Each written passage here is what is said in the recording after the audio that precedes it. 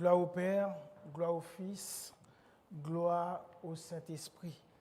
Ce matin, bien-aimés frères et sœurs, nous sommes dans la joie, car comme dit le psalmiste, d'être dans la présence de Dieu, nous devons être en joie.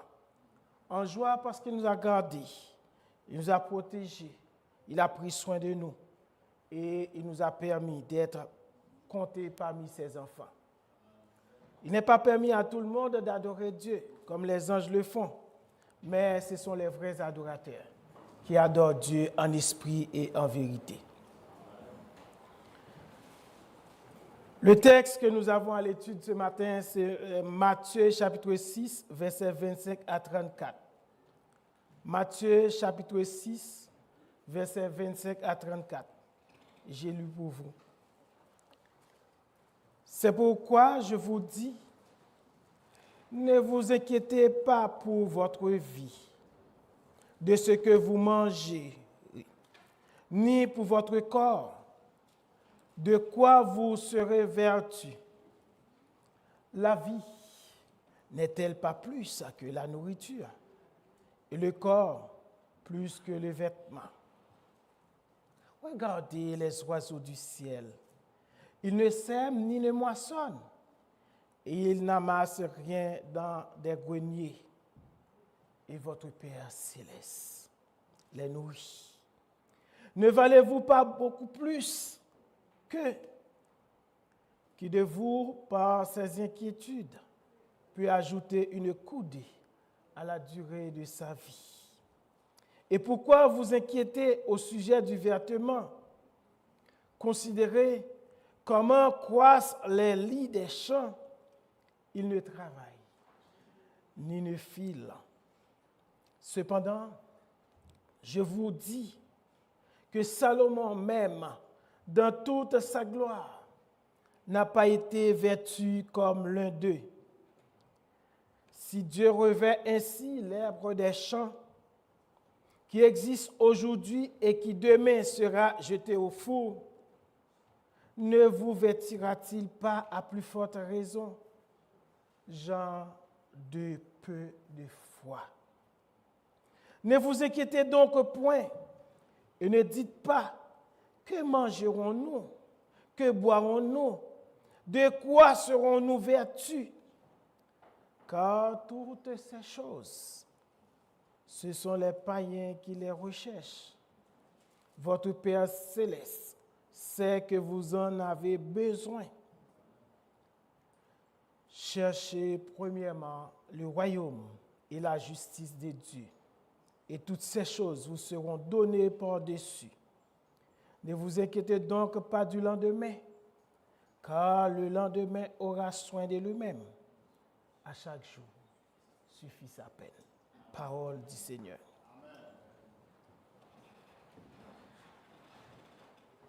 Les inquiétudes, les soucis de la vie. Dieu, dans son omniscience, dans son omniprésence, omnipotence, il apporte à chacun de nous qui sommes présents ce matin des conseils. Des conseils venant de Dieu parce que nous faisons tous face à des inquiétudes, à des soucis de cette vie. Bien-aimés frères et sœurs, Dieu savait et sait que les besoins primaires seraient une préoccupation pour l'humanité. Il le savait. C'est pourquoi Dieu, avant toute chose, avait créé tout pour que l'homme ne manque rien dans le jardin d'Éden. Il a créé les animaux, les plantes, tout et tout. Il faisait pleuvoir la pluie pour que l'homme puisse avoir de la nourriture dans le jardin. Dieu a voulu même que l'homme ait une vie d'abondance dans le jardin d'Éden. Parce que depuis la création, tout ce qu'on voyait qui existe aujourd'hui était déjà disponible pour que l'homme puisse s'en servir. Inutile, bien-aimés frères et sœurs, de vous rappeler que le péché est la source de toutes nos inquiétudes. Oui, le péché est la source de nos inquiétudes, de nos soucis sur cette terre. La quête de la satisfaction des besoins primaires est devenue une tâche de l'homme. C'est ce que nous enseigne Genèse chapitre 3, versets 17 à 19. Après le péché, après la chute de l'homme, Dieu dit à l'homme, « Puisque tu as écouté la voix de ta femme et que tu as mangé de l'arbre au sujet duquel je t'avais donné cet ordre, tu n'en mangeras point. » Voilà la conséquence. Le sol sera maudit à cause de toi.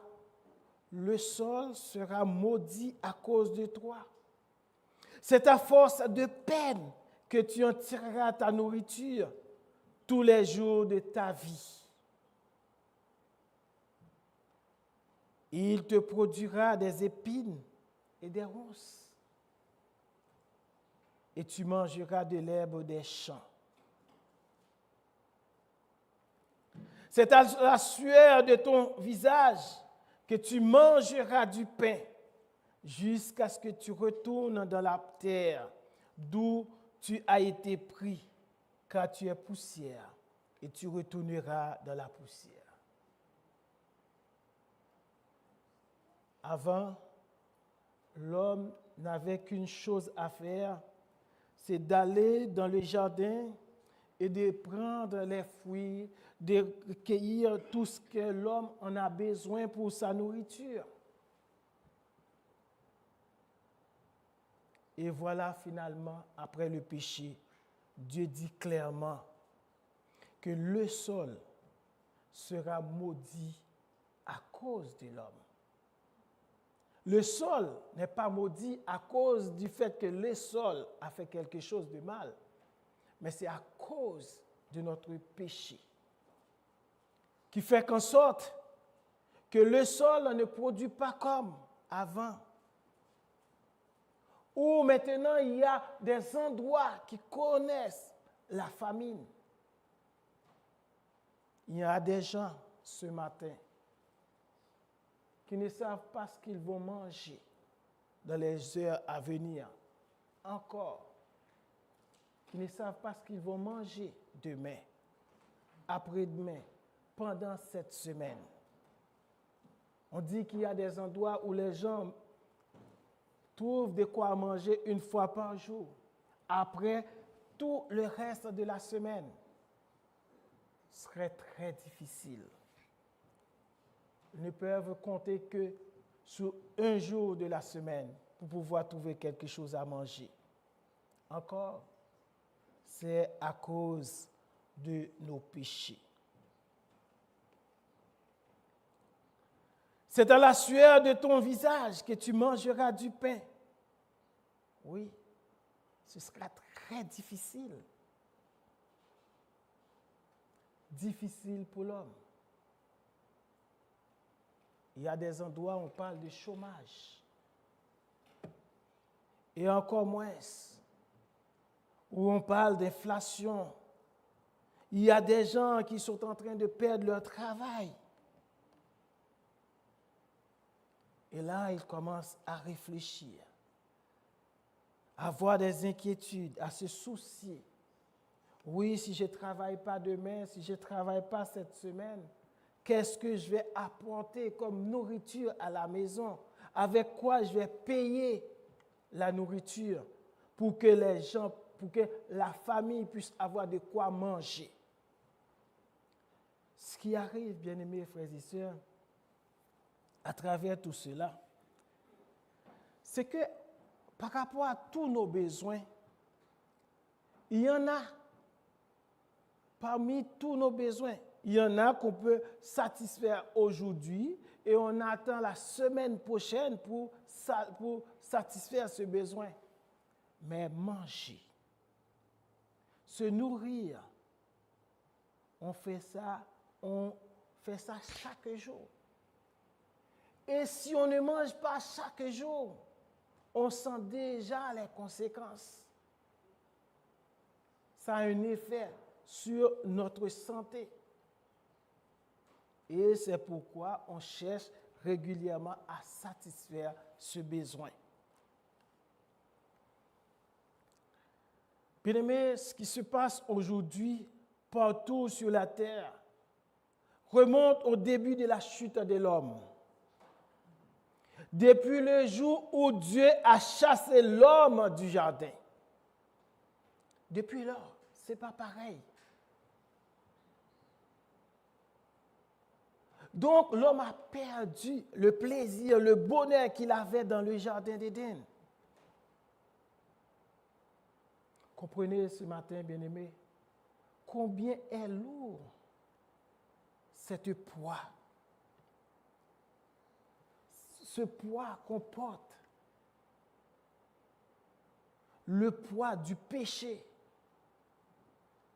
Et vous pouvez saisir, bien-aimés, ce matin, combien il était important pour notre Seigneur Jésus-Christ de venir pour résoudre le problème du péché.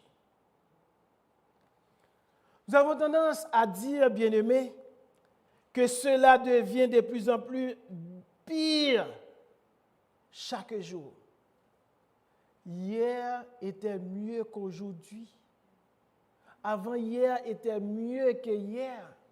C'est ce que nous avons tendance à dire. Mais la parole de Dieu nous met en garde. Dans Ecclésiaste chapitre 7, verset 10, le sage nous dit, ne dis pas, d'où vient que les jours passés étaient meilleurs que ceux-ci, car ce n'est point par sagesse que tu demandes cela. Oui, ça nous semble que les jours d'aujourd'hui sont plus durs que les jours passés.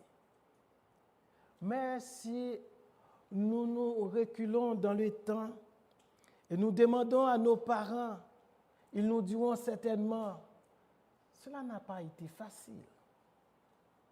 Parce que depuis la chute, depuis que l'homme a laissé le jardin d'Éden, ça n'a jamais été facile. Jamais, jamais été facile.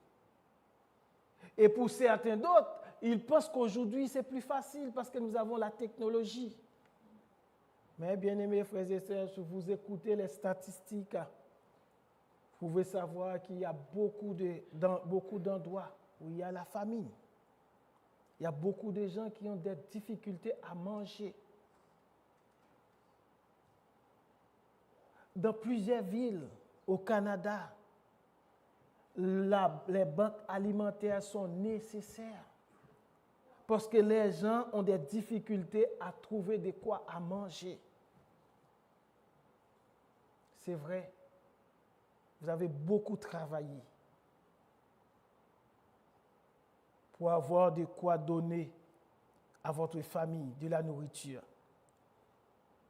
Et ça nous semble c'est quelque chose de très facile.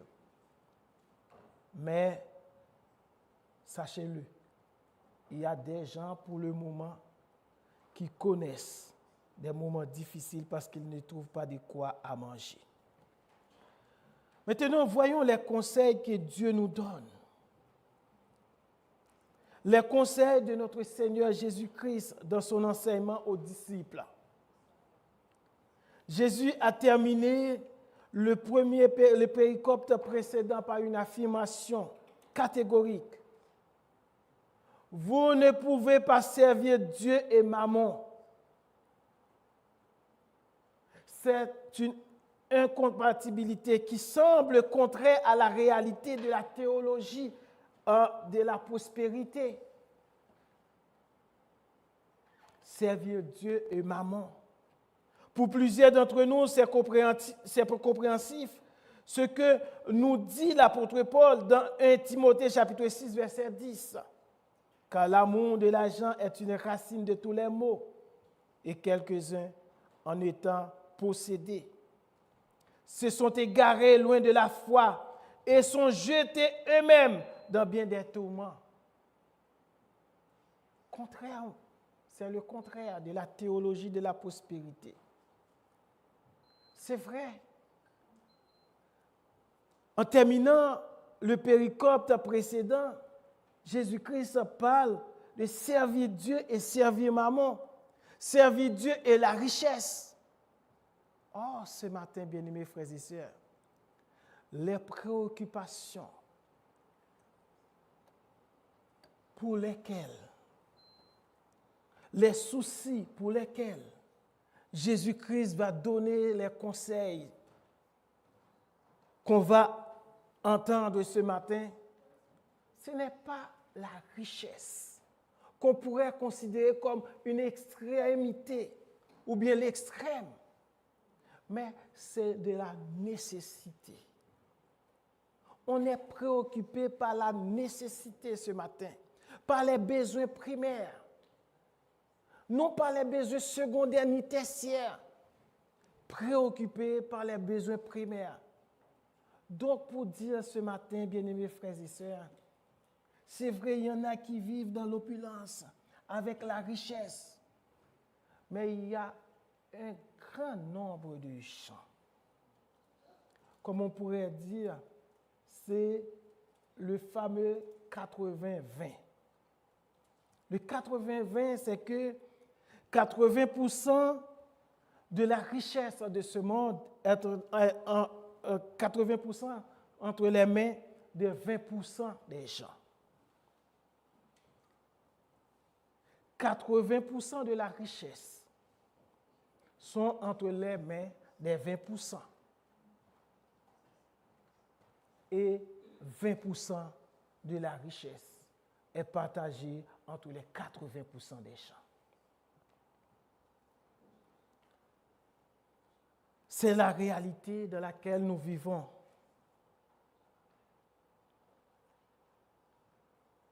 L'enseignement de Jésus-Christ ce matin semble sortir de l'ordinaire, car il ne parle pas de la richesse ce matin, mais tout simplement de la nécessité des besoins primaires. Une fois de plus, le Seigneur Jésus fait appel à notre foi ce matin. Notre foi. Notre confiance absolue en Dieu. Notre détachement complet des choses qui semblent au centre de la vie humaine. Nos préoccupations, nos soucis, c'est notre quotidien. Nous allons nous dormir, nous pensons déjà au lendemain. Qu'est-ce que je vais faire? Comment je vais continuer à travailler pour subvenir aux besoins de la famille? Je dois donner à manger à mes enfants. Je dois donner à manger à ma famille. Voilà notre principale préoccupation, notre principal souci. Parce que vous savez très clairement qu'il y en a d'autres qui ont beaucoup de difficultés à rencontrer les deux bouts. Pour ceux qui ont fait un budget pour cette année, ils peuvent confirmer que les besoins primaires dans ce verset 25 représentent plus de 40% du budget après le logement. Plus de 40%. Donc, vous prenez votre revenu et vous remarquez que vous dépensez plus dans la nourriture pour vos besoins primaires et une bonne partie au logement. Il faut dire que les comparaisons de Jésus-Christ rendent ses conseils évidents. Oui, ses conseils sont évidents. Car il dit clairement,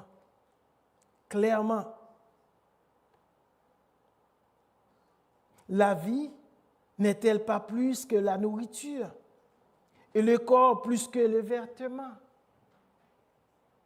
Oui, c'est clair.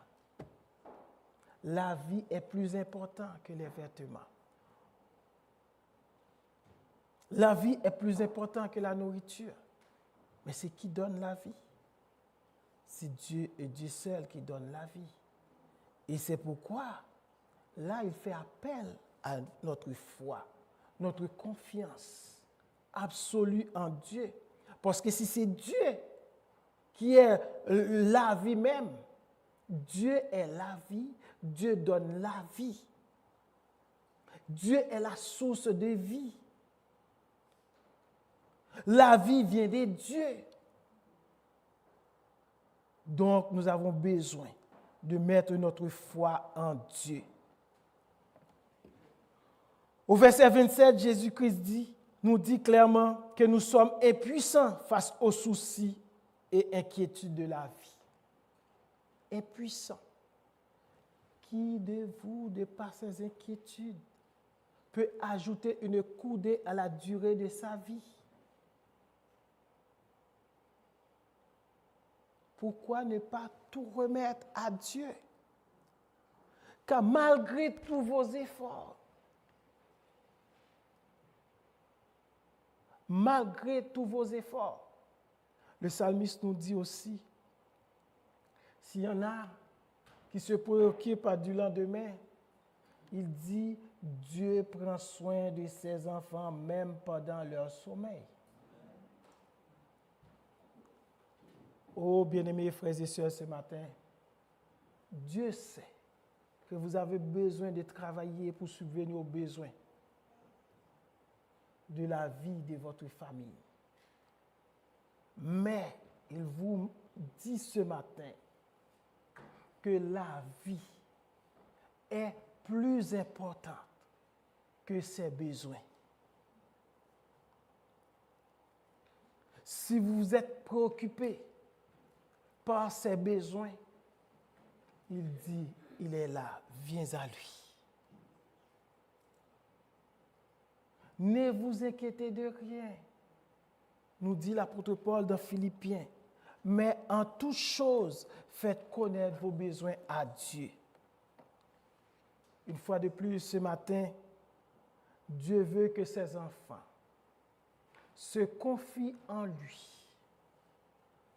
s'appuient sur lui complètement et non pas à se préoccuper du lendemain. Pour le travail, il sait que vous avez besoin de travailler pour subvenir aux besoins de la famille.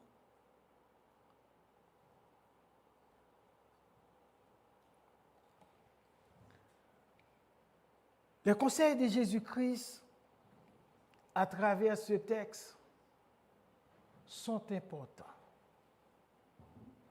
Sont importants parce que Jésus met l'accent avant toute chose sur la vie.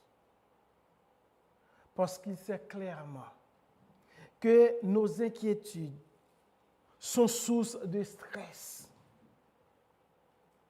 Nos soucis peuvent nous causer des problèmes psychologiques et qui peuvent nous conduire à des problèmes physiques, le stress, des problèmes physiques, parce que nous pensons complètement à ce que nous allons avoir, qu'est-ce que nous devons faire pour subvenir à nos besoins. Le mieux serait de tout remettre entre les mains de Dieu. Après toutes les raisons, les arguments avancés, et les démonstrations de notre Seigneur Jésus-Christ, il nous dit, sans passer par 4 chemins, que nous sommes des gens de peu de foi. La vie est plus importante. Dieu nous interpelle ce matin à avoir confiance en lui, une confiance absolue pour nos besoins. Et si nous ne le faisions pas, il dit que nous sommes des gens de peu de foi. Donc, une façon ce matin, Dieu veut sonder notre foi. Dieu veut nous éprouver pour voir si nous allons nous laisser détruire par nos inquiétudes, par nos soucis. Parce qu'il sait très clairement combien il est difficile pour ceux qui s'inquiètent de s'échapper de ces inquiétudes, de ces soucis à cause des besoins primaires. Gens de peu de foi. Si Dieu revêt ainsi l'herbe des champs qui existe aujourd'hui et qui demain sera jeté au four, ne vous revêtira-t-il pas à plus forte raison, gens de peu de foi?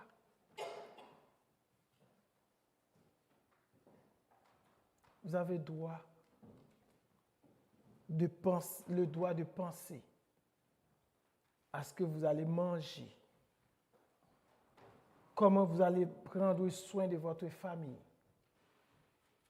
Mais Dieu, ce matin, vous dit, ne laissez pas cette préoccupation vous envahir. Ne laissez pas cette préoccupation, ce souci, détruire votre santé.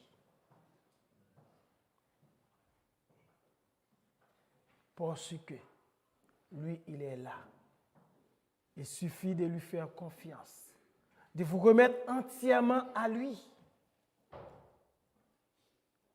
de placer votre foi en lui, votre confiance en lui, parce qu'il est là pour prendre soin de vous. Vous comprenez ce matin que le véritable enjeu ici, c'est la foi. Donc, la vraie cause de toutes nos inquiétudes, de tous nos soucis, c'est notre manque de foi.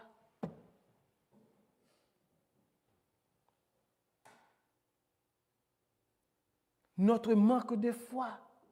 Nous ne sommes pas remis complètement entre les mains de Dieu. Nous ne faisons pas confiance à Dieu de tout notre cœur. Jésus-Christ continue pour donner ce conseil, pour dire que c'est les gens qui ne connaissent pas Dieu, qui peuvent chercher ces choses et y mettre leur cœur complètement dans ces choses. Parce qu'au lieu de se laisser guider, conduire par Dieu, et Jésus termine et affirme ceci. Cherchez premièrement le royaume et la justice de Dieu, et toutes ces choses vous seront données par-dessus. Vous cherchez ces choses, et pourtant, il est là, il est prêt pour vous les donner. Pour vous dire, inutile de continuer à chercher, à vous inquiéter, parce qu'il est déjà là. Ils sont déjà là. Il est prêt à vous les donner. Mais par contre, ici, il demande de placer le royaume et sa justice en priorité. Ce que je vais dire ce matin, certains pourraient dire, je ne devrais pas le dire. Et je vais le dire à notre honte. Notre honte. Notre honte de constater que chez certains chrétiens, que le travail occupe la première place comparativement aux différents cultes de l'Église. Vous pouvez aller travailler, c'est votre devoir pour subvenir aux besoins de votre famille. Mais il y a un culte de prière. Vous ne travaillez pas en ce moment. Mais par contre, vous êtes en train de dire, oui, qu'est-ce que je vais faire demain dans le travail? Pendant que je vais travailler, qu'est-ce que je vais faire? Voilà le plan. Vous passez 30 minutes, 1 heure de temps à penser au lendemain, au travail, pendant que vous pouvez passer. C'est 60 minutes, pas plus que ça, 60 minutes à l'étude biblique, à la prière. Les gens ne peuvent pas manquer. Écoutez ceci, les gens ne peuvent pas manquer 1 heure des 35 heures qu'ils doivent passer au travail.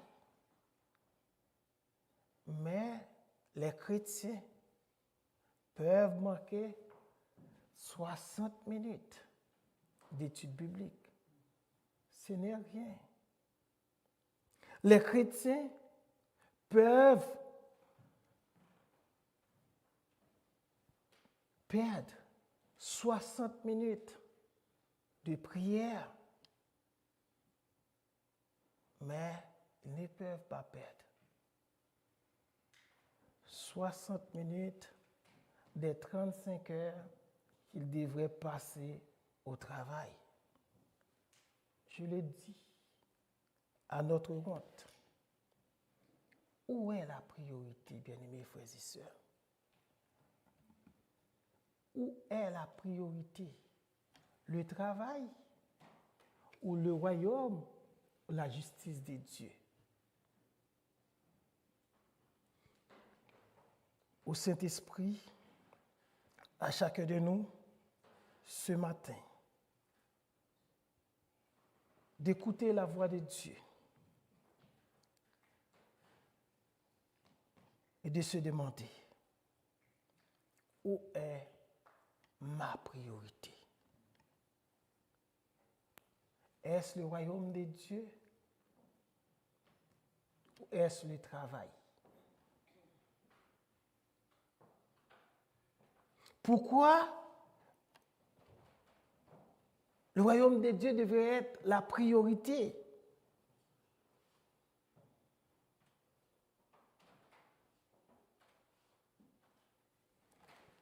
Jésus-Christ est clair là-dessus.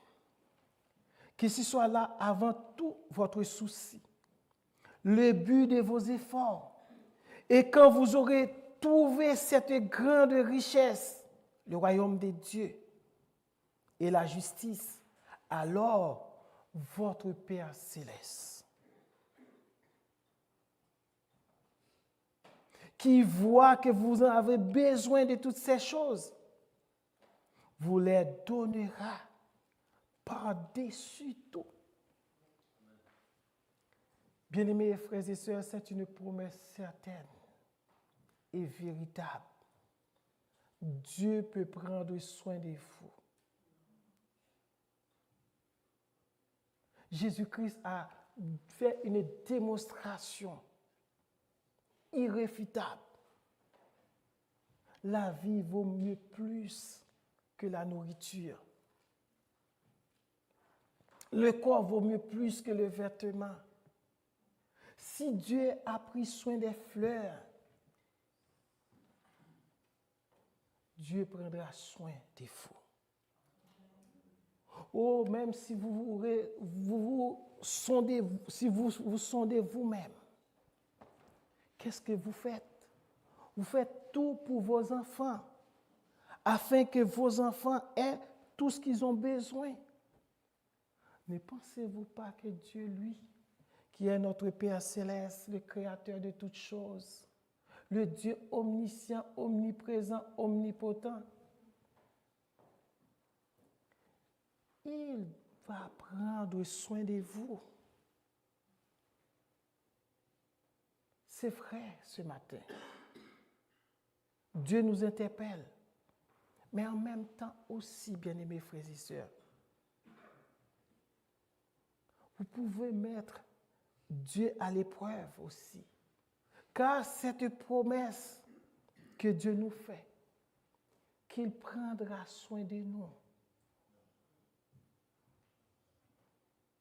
comme un père, il prendra soin de nous. Il veut ce matin que nous puissions mettre le royaume et sa justice en priorité. Il y en a qui le font et qui peuvent témoigner.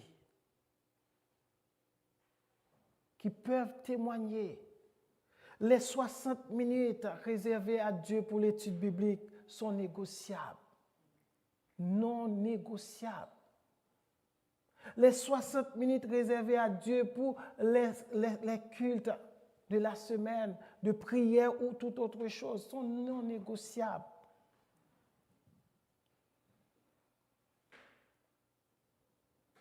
Quand je ne négocie pas ces choses, quand je vais travailler, je travaille avec choix. Et Dieu permet à ce que je puisse avoir un travail. Mais Dieu ne veut pas que ce travail puisse occuper la priorité. C'est Dieu qui donne le travail. C'est Dieu qui nous dit après la chute que nous devions travailler. Mais cependant, ce matin, il nous dit le constat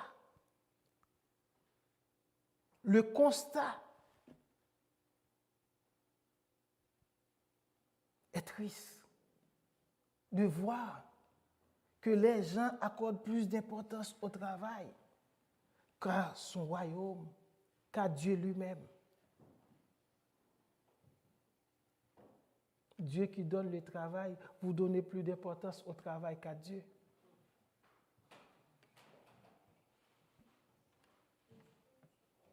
On sait toujours que les inquiétudes se portent sur l'avenir. Or, le Seigneur Jésus aurait pu nous dire que cet avenir ne nous appartient pas. L'avenir ne nous appartient pas, bien-aimés frères et sœurs. Que nous le verrons peut-être jamais. Parce que si nous continuons à nous soucier, à avoir ces inquiétudes, nous hypothéquons aussi notre avenir. Car ça détruit notre santé. Ça a des effets physiques, psychologiques sur nous.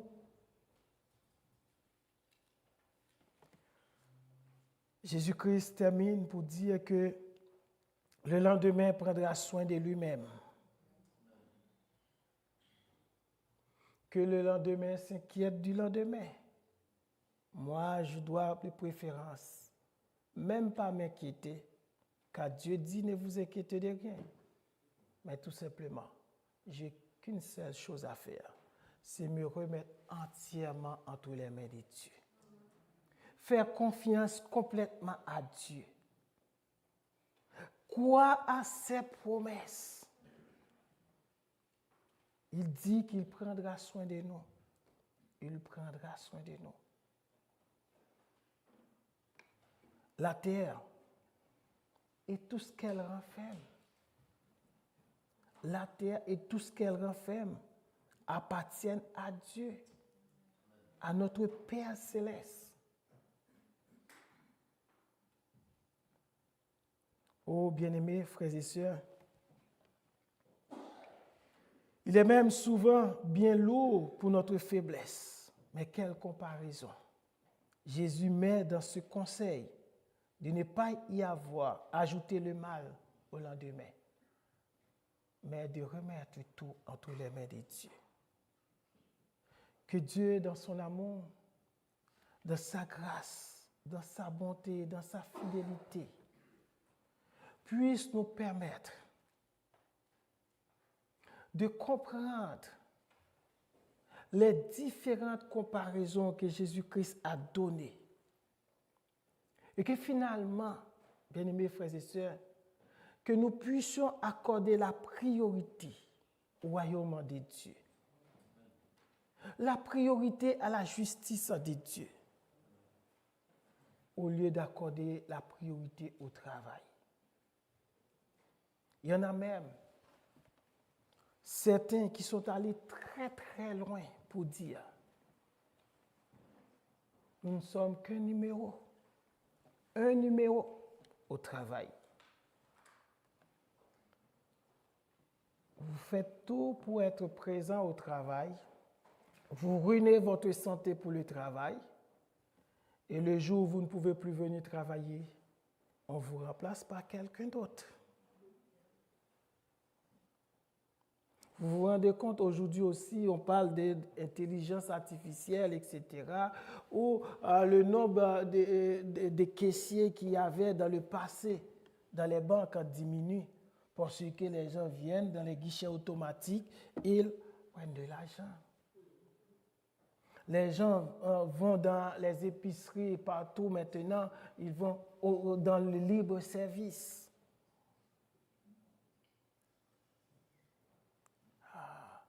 Quand vous commencez à réfléchir à cela, bien-aimés frères et sœurs, est-ce que vous pensez que Dieu ne prendra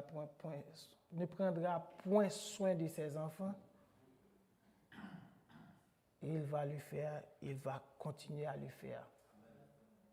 Parce qu'il sait que nous devions avoir quelque chose. Nos besoins primaires doivent être satisfaits.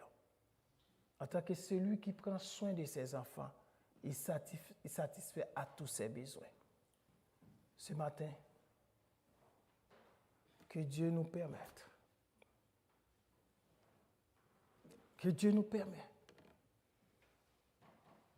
de placer la priorité là où devrait être la priorité. Et qu'il nous fasse la grâce de lutter, parce que ce n'est pas facile, de lutter à nous-mêmes contre le mal, contre toute tentation, à ce que 60 minutes pour l'étude biblique, 60 minutes pour une rencontre de prière, ce n'est pas grand-chose que Dieu nous demande. Et ce n'est pas l'impossible qu'il en soit ainsi.